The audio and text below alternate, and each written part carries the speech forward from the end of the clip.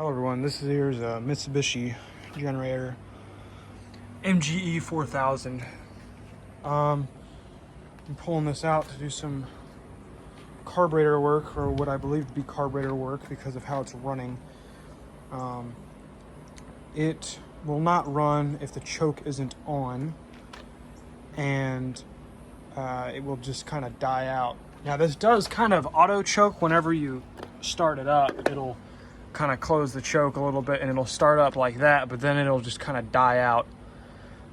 So I'm going to take the carburetor apart and clean it out. I'll show you how it runs now.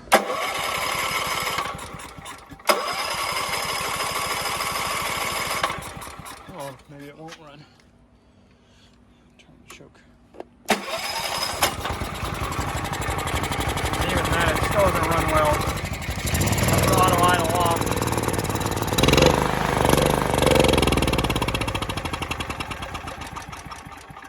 Sputters out. All right, gonna take these 3 screws off, or bolts, I guess, and 2 nuts.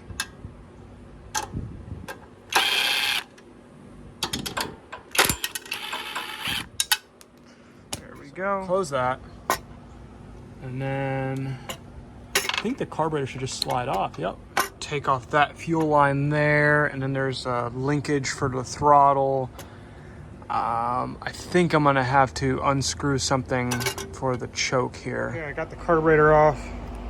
I'm gonna take off the bowl and see what's going on in there. See how bowl off. Look at all that yummy crunchies in there. That's not supposed to be there.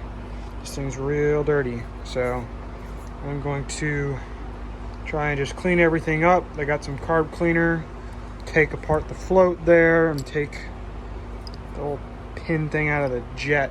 All right, so I'm having trouble getting this little pin out, so I set this up in my vise. I'm gonna gently tap it out through the other side. It's coming, but it's just a little stuck. I've got everything apart here, and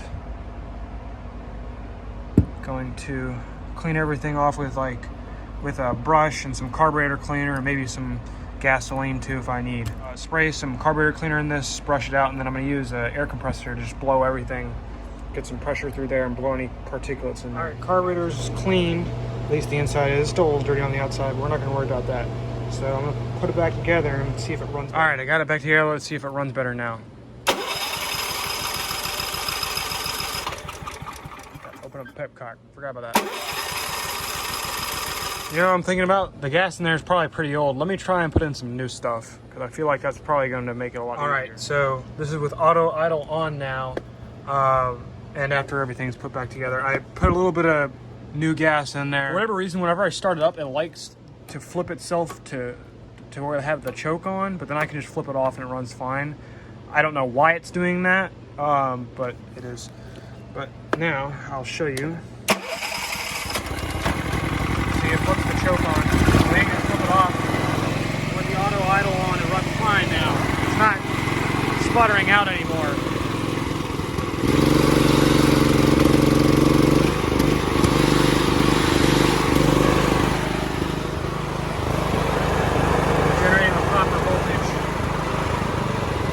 Auto idle kicks in and it generates about 100 volts. Yeah, that was a pretty simple fix. That's all for now. Thank you for watching.